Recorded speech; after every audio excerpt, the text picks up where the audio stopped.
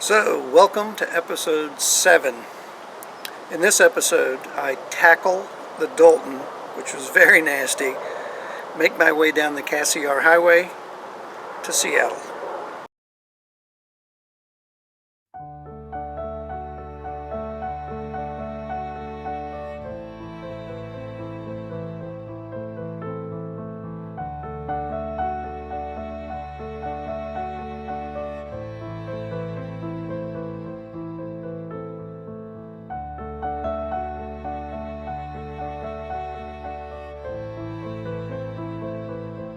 So, as I mentioned previously in the last episode, my trip up the Dalton was very easy. It was sunny, it was hot even, which made it very dry, and the dirt roads were simple.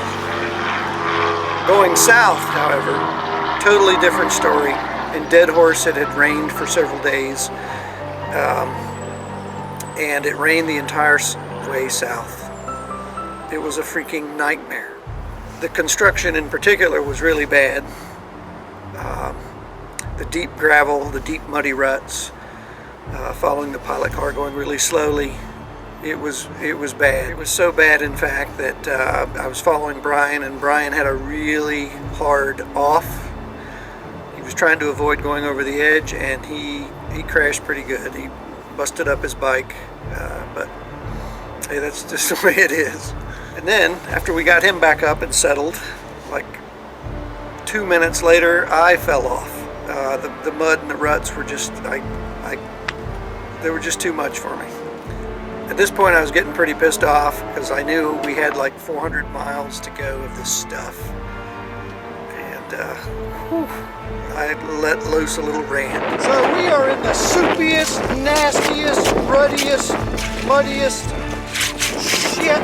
And it's fucking raining. Look at this bullshit. Can you see that? And you know what troubled us the most is that we would stop at construction sites, and the guys there holding the signs would just tell us that, oh, it only gets worse as you go south. Or, are you kidding me? I mean, seriously, we saw apple-sized gravel, huge gravel, and then other places with just this deep gravel. And it was very challenging. It was very challenging. The rain and the mud only seemed to make it worse. We finally started getting close to the Adigan Pass, and the rain had stopped, and thankfully, being in the pass, the wind had died down, but it was still slippery.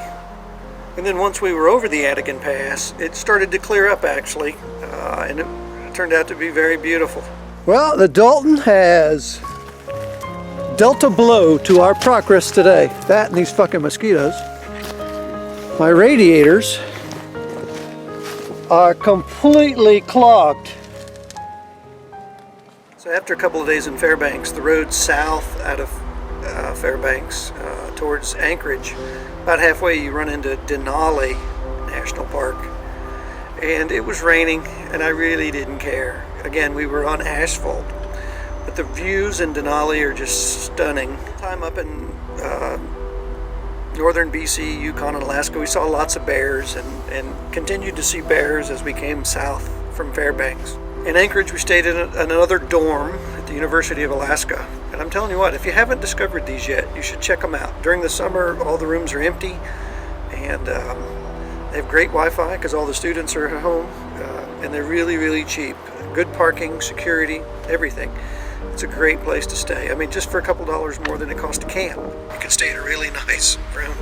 We left Anchorage after a couple of days, 3 nights actually. We stayed there, and the road heading east out of Anchorage towards Tok is the Glen Highway, and from there you could see, you know, beautiful scenery, including a glacier. We stopped at the corner of the Richardson Highway and the Tok Cutoff Highway to a rather famous little bistro. Just for a minute, I had some ice cream.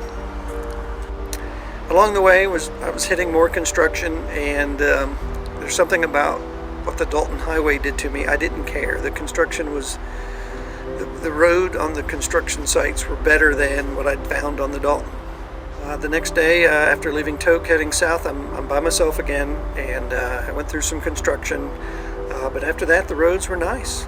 So today, this morning, I find myself in the Yukon again, headed south. I left Tok this morning, planned to get to Haines Junction by this afternoon, and I just went through the shittiest 25 miles of construction. My bike was clean, now it's dirty again. I hate the way they do this construction with this apple-sized gravel. It is just hard as hell to steer through. I stayed in a really, really cool hostel in Haines Junction. I had stunning views, great people to hang out with. It was a really cool experience. As I was leaving Haines Junction, heading east now, really, towards the Yukon, I got in contact with Stefan again, who was heading west and north, and so we decided to meet up.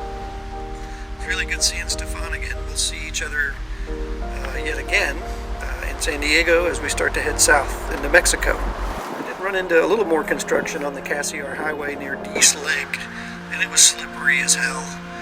But once I got through that, I learned that was the very last construction or crappy road that I should expect to see before I get to Seattle. I was so freaking happy. Good morning. So today, I'm cruising along the Cassiar Highway, which intersects with the Alaska Highway up near Watson Lake, and heads pretty much down to Prince George. Today I stayed in Dease Lake last night, and this morning I'm headed towards Stewart and then Hyder. So off the Cassiar Highway is the town of Stewart in British Columbia and Hyder, Alaska. It's about a 35-40 mile ride, but totally worth it. The roads are amazing. Right on the side of the road is Bear Glacier, just beautiful. Stewart's really beautiful. It's right in the middle of the mountains. Right next door is Hyder in Alaska. So today I'm standing beside Fish Creek in Tongass National Park, which is just outside of Hyder. U.S. Forest Service has built this nice observation deck because this creek has so many salmon running in it at this time of year that bears frequently come out for feasting. And I've been here about 15 minutes and haven't seen any yet. From what I hear, they've been seeing one or two a day, and they're at random times. So, in Smithers, I decided to wash the bike again because the mud from the Dalton just seemed to be perma mud, and after the second washing, I still had lots of mud. It just wouldn't come off. The next few days after Smithers, I was just heading south, Prince George, Cache Creek, just traveling. I was very happy to have the feeling that I was back in civilization again. Lots of people, lots of traffic going both ways. It was kind of nice. I did stay in another dorm room in Prince George at the University of Caledonia or something like that. It was very cheap. It's like $30 Canadian, for your own room. It's got a note for your refrigerator. It's pretty nice. The road south out of Prince George, you start to go back into the British Columbia mountains, which is just beautiful.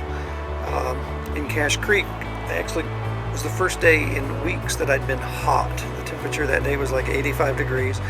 Then a thunderstorm came through, and there was hail, which I can't remember the last time I've seen hail. But it just, like I said, it was nice getting south back into the civilization. The next day I'd planned to get to Vancouver via Highway 99, which is known as the Sea to Sky Highway. It's perhaps one of the most amazing roads I've ever seen. Okay, I am from North Carolina. I spent a lot of time in Virginia. I've ridden all those roads in the Smoky Mountains. And I'm telling you what, if you took the very best parts of each of those roads, the best ones you can find in Virginia and North Carolina, I'm talking Tail of the Dragon, the Rattler, all of them together, and add them up, they still would not even come close to Highway 99 between Cache Creek and Vancouver in British Columbia. It's known as the the Sea to Sky Highway, and it is unbelievable. It's about 200 miles of twisties through the Rockies. There's not a straight line on it. It's curves all the way. It's surrounded by this amazing scenery, and you can fly on it. Highway 99, the Sea to Sky Highway. Unbelievable. All right, so that's it from this episode. Again, I'm back in Seattle, on my way south. I'm taking the next few weeks off to get some household goods moved from Virginia back to Seattle. But after that, it's southwestern United States parks, and then by October 1st, plan to be in Mexico. So thanks for following along. Again, I appreciate all the comments and the feedback. I'm having a blast, and I appreciate having you along with me. Thanks. Bye.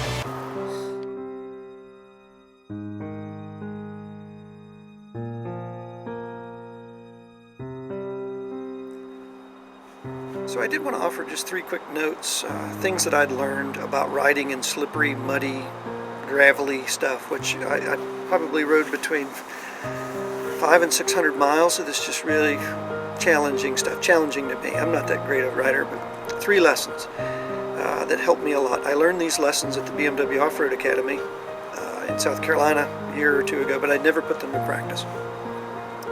But when I put them to practice, they worked each and every single time.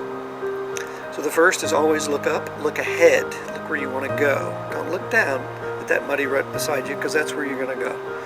Keep your eyes up. I focused on the T on the pilot truck when things got really nasty. The second thing you might want to try is something I called loose hands.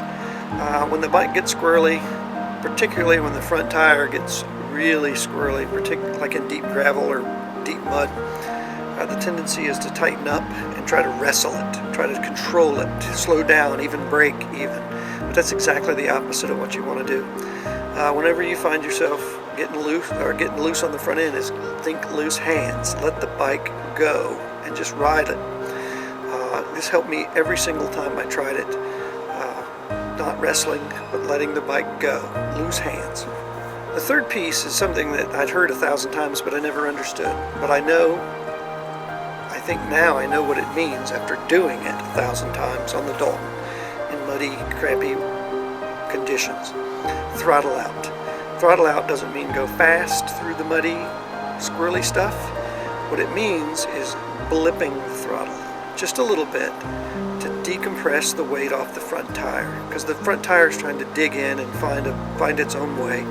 When you blip it, it brings the front end up just enough to make the steering loose again. And if you go back to loose hands and looking straight ahead, every time I tried this on the Dalton, and I must have tried it 1,000 times, it worked every single time. So those 3 things: look ahead, loose hands, and blip the throttle. Every single time it worked.